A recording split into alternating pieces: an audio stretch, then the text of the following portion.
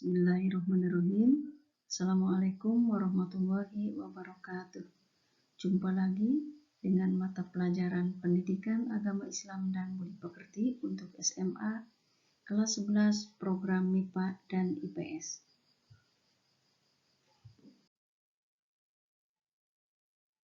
Pada pertemuan kali ini kita akan membahas bab 7 tentang pelaksanaan penyelenggaraan jenazah. Ada kompetensi dasar yang harus dikuasai, yaitu 1.7 menerapkan penyelenggaraan jenazah sesuai dengan ketentuan syariat Islam. Kompetensi dasar 2.7 menunjukkan sikap tanggung jawab dan kerjasama dalam penyelenggaraan jenazah di masyarakat. Kompetensi dasar 3.7 menganalisis pelaksanaan penyelenggaraan jenazah, dan kompetensi dasar 4.7 menyajikan prosedur penyelenggaraan jenazah.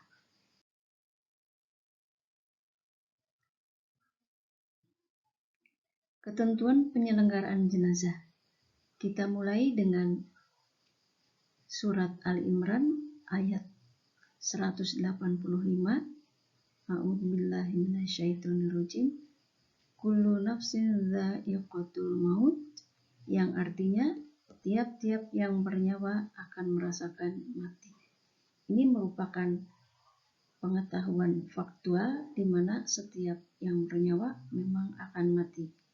Nah, orang yang meninggal dunia dinamakan dengan jenazah atau mayat atau mayit.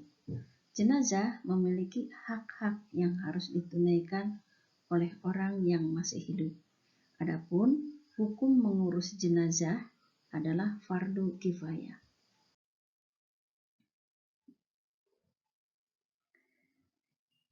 Adapun kewajiban umat Islam terhadap jenazah ada 4. Yang pertama, memandikan jenazah.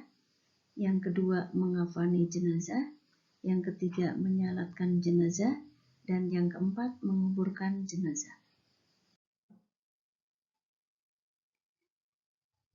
Selanjutnya kita akan membahas satu persatu dari mulai yang pertama, memandikan jenazah. Ada syarat-syarat yang harus dipenuhi dalam memandikan jenazah. Yang pertama, jenazah itu adalah orang Islam. Yang kedua, didapati tubuhnya walau tidak secara keseluruhan.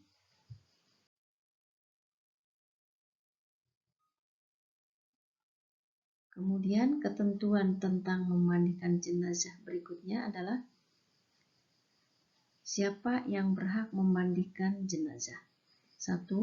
Jika jenazahnya laki-laki, maka yang berhak memandikannya adalah laki-laki lagi atau perempuan yang menjadi mahramnya. Yang kedua, jika jenazahnya perempuan, yang berhak memandikannya adalah perempuan atau laki-laki yang menjadi mahramnya. 3. Jika jenazah perempuan meninggal di tempat laki-laki dan tidak ada satupun perempuan, maka jenazah tersebut cukup ditayamumkan saja dan tidak perlu dimandikan. Berikutnya, setelah jenazah dimandikan, kewajiban umat Islam berikutnya adalah mengafani jenazah, yaitu membungkus jenazah dengan kain kafan.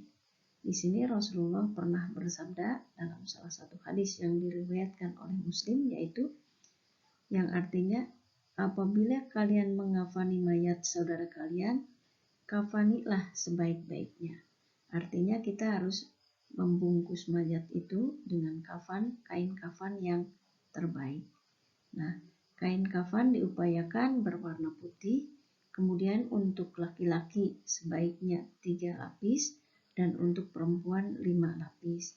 Adapun setiap lembarnya atau setiap lapisannya sebaiknya ditaburi oleh wangi-wangian. Kewajiban yang ketiga terhadap jenazah adalah menyalatkan jenazah. Niat salat jenazah yaitu usolli ala hadzal mayyiti arba'at takbiratin fardal kifayati makmuman lillahi ta'ala. Jika itu makmum. Kalau imam berarti imaman lillahi ta'ala. Nah, sholat jenazah dilakukan dengan 4 takbir tanpa ada ruku dan sujud, langsung salam.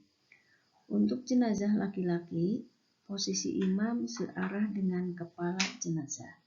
Untuk jenazah perempuan, posisi imam searah dengan pusar jenazah.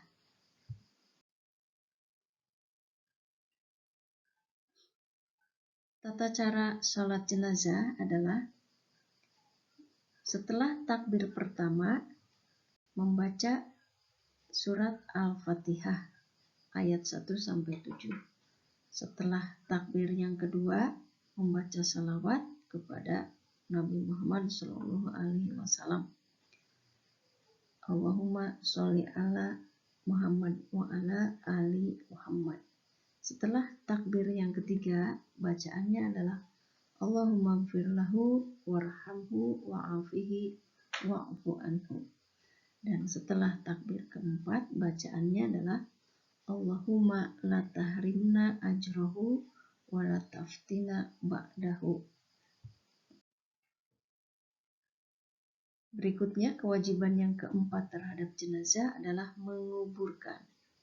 Rasulullah menganjurkan agar jenazah segera dikuburkan. Kemudian sebaiknya menguburkan jenazah pada siang hari. Anjuran berikutnya adalah meluaskan lubang kubur.